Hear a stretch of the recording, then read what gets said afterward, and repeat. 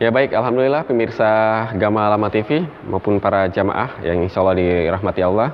Kita kembali lagi ya di Taman Kalbu masih dengan tema solusi menghadapi hidup susah di tengah pandemi COVID-19. Tentunya masih dengan narasumber Ibu Haja Sida Bahmi dan juga Ustadz Yasser Majid dari Forum Penyuluh Kantor Wilayah Kementerian Agama Provinsi Maluku Utara. Baik.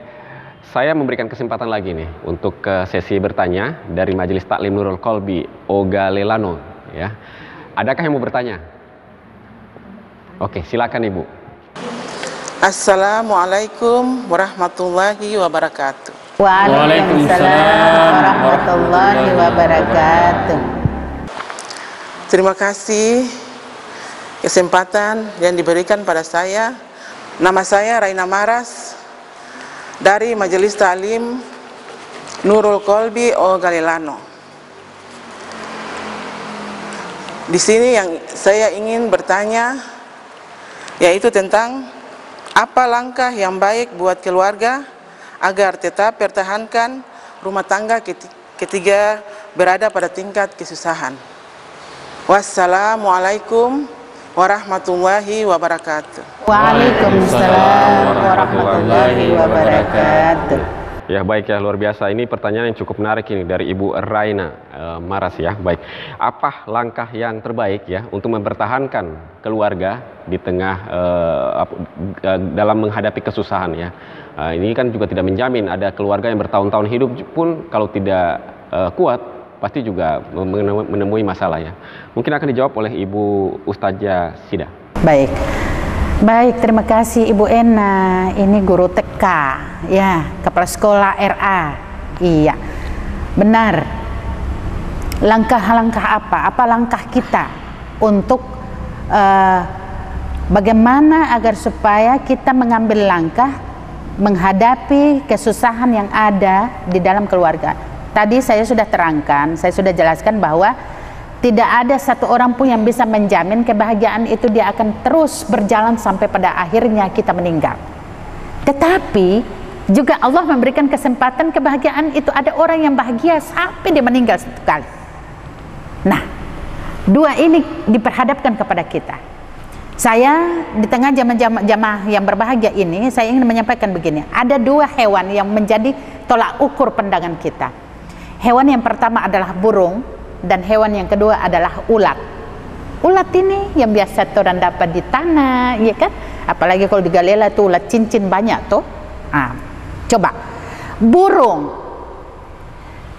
menurut kita diberikan, dan itu nyata dalam fisik seekor burung itu hanya diberikan dua tangan. Dua tangan. Yang menjadi kebahagiaan dia adalah kepakan sayapnya dan parohnya untuk menyimpan sekian banyak makanan yang dia dapat. Kita belajar dari burung. Pagi hari dia sudah meninggalkan sangkarnya.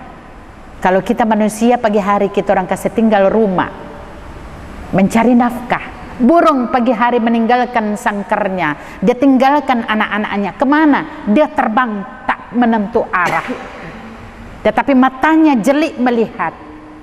Matanya jeli melihat di mana makanan mangsa yang menjadi makanannya, dan kelak nanti inilah yang nanti akan dia bawa pulang untuk anaknya. Di dalam pemikiran kita mungkin kita manusia bisa bawa tas, bawa ransel, bawa keranjang belanja dan lain sebagainya. Tapi burung hanya diberikan kelebihan oleh Allah sedikit sekali parohnya untuk menyimpan makanan. Lalu kemudian di tempat mungkin yang busuk, di tempat yang mungkin jadi baik, yang wangi dan lain sebagainya, dia mengais dengan cakarnya. Disitulah dia dapatkan mungkin ulat kecil, mungkin kepompong, mungkin kupu-kupu yang menjadi mangsanya, disimpan semuanya di dalam paruhnya. Pulanglah kembali ke sangkarnya, dan itu dikeluarkan, dimuntahkan untuk apa? Kehidupan berkelanjutan buat anak-anaknya. Masya Allah, itu burung. Lalu bagaimana dengan ulat? Ulat menurut kita tidak punya kaki, kakinya banyak tetapi melata. Hidupnya melata. Terbentur pada tembok yang tinggi tidak bisa lagi. Jangankan tembok, batu kecil saja dia tidak bisa maju lagi terkecuali putar balik.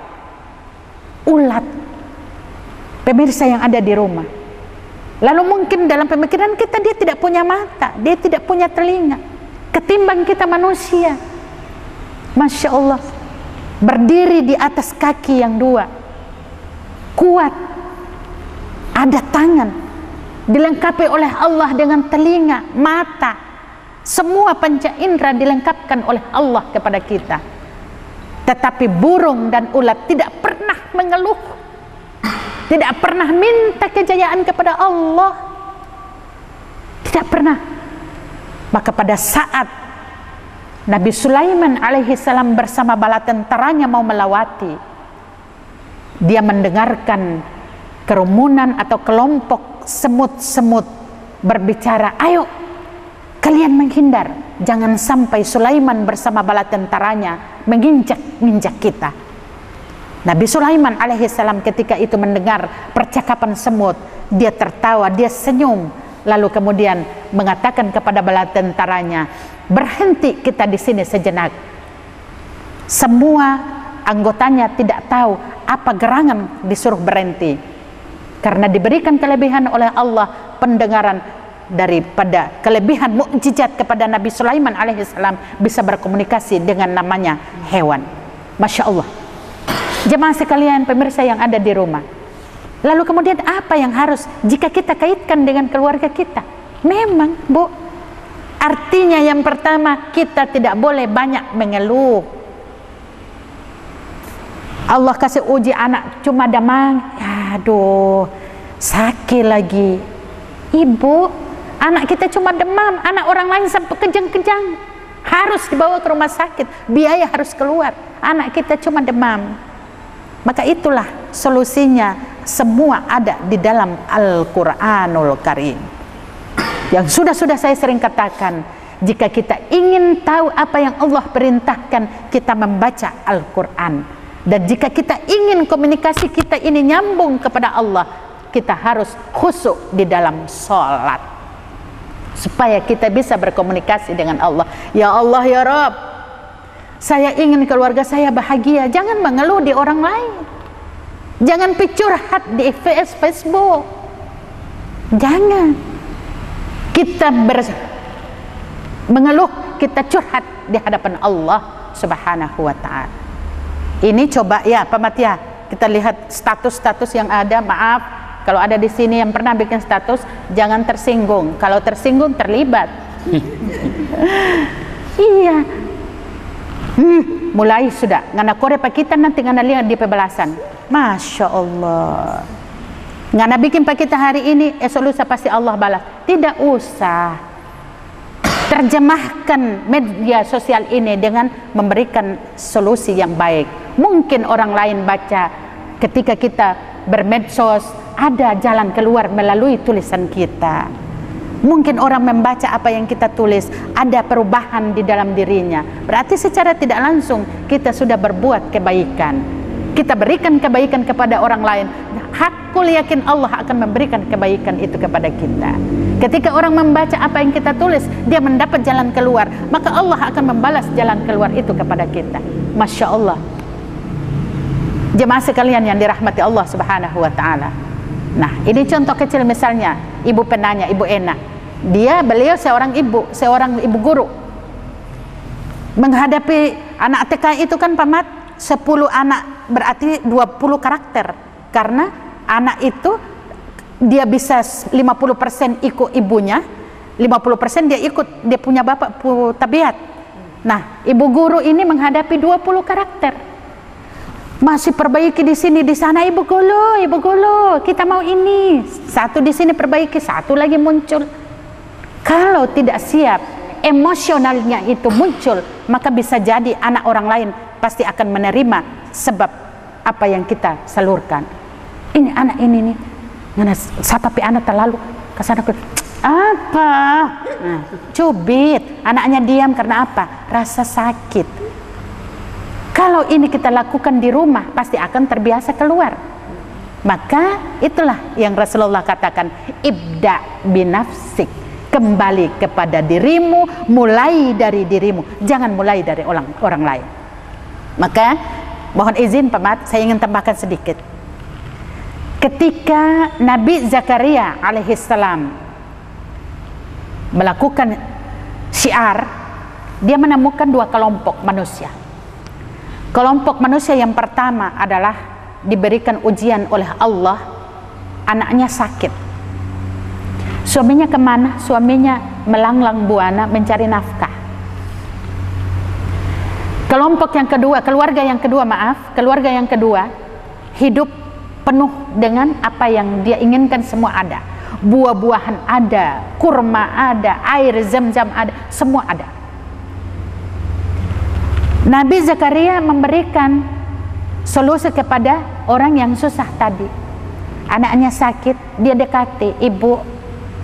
Ketika ibu punya anak yang seperti ini sakit, apa yang ibu lakukan? Sementara di tempat sekitar ibu itu tidak punya apa-apa. Beliau katakan apa? Si Ummi ini hanya mengatakan, wahai Abi, benar aku tidak punya apa-apa. Engkau melihatnya tidak punya apa-apa, tetapi menurut saya banyak di sekitar saya. Dan yang saya punya paling lebih, mungkin lebih daripada Abi, adalah saya punya Allah. Masya Allah, Bu. Perhatikan kalimat ibu ini. Saya tidak punya apa-apa. Di mata Abi saya tidak punya apa-apa. Anak saya sakit ini juga, insya Allah obatnya bukanlah dari dokter atau pemberi obat yang lain, tidak. Tetapi saya punya obat yang luar biasa, yaitu datangnya dari Allah, dan saya punya Allah. Masya Allah. Coba itu kita punya. Coba ucapan itu kita pelihara, dan itu kita punya. Maka hakul yakin, apapun yang Allah ujikan kepada kita, kita tidak akan pernah terpengaruh, karena kita punya Allah. Allah berikan sesuatu pasti ada jalan keluarnya. Allah uji kepada kita pasti berujung dengan penyelesaian. Karena apa? Konsepnya cuma sederhana. Kehidupan itu akan berakhir dengan sebuah kematian. Maka kita ambil gambaran dari burung dan ulat tadi. Kenapa burung bisa membawa pulang rezeki yang banyak dan bisa membuat ketenangan dalam keluarganya? Dan kenapa ulat yang tidak punya kekuatan apa-apa di mata kita, dia pada saat dia ingin aman, dia melingkar, karena dia tahu persis bahwa ada Allah sang pencipta di tengah-tengah kehidupannya. Lalu kenapa kita tidak punya apa-apa? Kita mengeluh kepada Allah, dan kita punya segalanya pun kita masih mengeluh kepada Allah. Kita beristighfar, ibu-ibu, beristighfar banyak-banyak. Masya Allah. Jangan kita memberikan sesuatu kepada keluarga kita melalui emosional kita, melalui egoistis kita, karena akan berakibat fatal. Apa yang kita lakukan hari ini, esok lusa, ketika dia membuat membina keluarganya, pasti itu pun ada gambaran. Oh, ibu saya dulu bikin pas saya begini, maka saya mesti bikin pas saya pe anak begini. Hati-hati. Atau mungkin, oh saya pe suami bikin pas saya begini, sabanter saya pe anak kawin, saya akan balas dendam kepada suami anak saya. Maka kita tidak punya apa-apa. Iman yang kita bangun tadinya rontok seketika. Akhlak yang kita pegang selama ini, maka dia akan gugur seketika. Lalu kemudian kita tempatkan Allah di mana? Masya Allah. Jemaah sekalian yang dirahmati Allah Subhanahu wa ta'ala, di dalam Al-Quran Allah memberikan isyarat kepada kita, sesungguhnya semua musibah yang terjadi baik di laut maupun di darat itu hanya karena ulah tangan-tangan manusia itu sendiri. Maka kejadian yang ada di dalam keluarga kita pun tidak terlepas daripada tangan-tangan perbuatan kita sendiri. Mungkin, mohon maaf, kita suami istri cekcok, jangan perdengarkan kepada anak, selesaikan di kamar.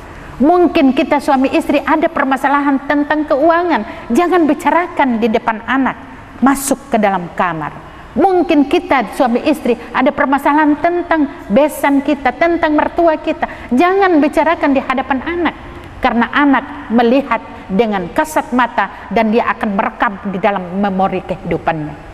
Maka berikan yang terindah kepada anak. Kalaupun pada saat kita sujud terakhir, kita menumpahkan semua keluhan kita, membasahi tempat sujud kita dengan air mata, ya Allah ya Rabb, Atau mungkin masuk ke kamar mandi, kita gayung itu bolak-balik dengan air, menutupi apa? Keran kita los kesekencang supaya airnya yang keluar, bukan tangisan kita yang terdengar di luar sana. Maka itulah yang dikatakan, yang paling menjaga syariat itu adalah kita seorang ibu. Kita seorang ibu. Mungkin di antara ibu-ibu jamaah sekalian, pada saat hamil, mungkin ditinggal suami, dicaci maki suami, dibawa jahat suami, dan lain sebagainya. Itu mungkin. Lalu kemudian kita cari kemana? Apakah kita membalas dendam kepada anak? Dengan menelantarkan mereka, dengan membunuh mereka dengan hidup-hidup? Oh tidak, jangan. Tidak boleh. Kita kembali kepada Allah. Sesungguhnya Allah itu ada. Lam yalid walam yulad walam yakullahu kufuwan ahad. Allah tidak beranak dan tidak diperanakkan. Itu harus yakin bahwa sesungguhnya Allah berbeda dengan kita. Mungkin ini Pak Mati yang bisa saya kasih gambarkan. Mudah-mudahan Ibu Ena dan kita semua melalui pertanyaannya Ibu Ena, kita bisa mendapatkan solusi mungkin seputaran kehidupan kita, atau mungkin kita pernah mendengarkan orang lain yang bercerita tentang keluh kesahnya, kesusahannya dan lain sebagainya tentang keluarga. Jangan diam, beritahu kepada mereka, ini yang saya rasakan, dan mungkin kita berbagi. Barangkali melalui kebahagiaan saya, melalui pengalaman saya, teman saya atau saudara bisa selesai dengan permasalahannya. Terima kasih Pak Mat. Ya, baik ya, luar biasa. Memang dalam kehidupan ini, ketika kita merasa sendiri, sebenarnya ada Allah yang sering kita lupakan ya. Padahal Allah itu hanya meminta dua hal yang kepada manusia. Artinya yang pertama adalah bersabar, kemudian yang kedua adalah perbaiki sholat. Selanjutnya segala permasalahan itu urusan Allah ketika dengan niat yang tulus meminta kepadanya. Ya, mungkin seperti itu ya. Baik, kita akan break lagi. Masih ada sesi terakhir. Pemirsa Gamalama TV, Taman Kalbu masih akan kembali setelah jeda komersial berikut ini. Tetaplah bersama kami.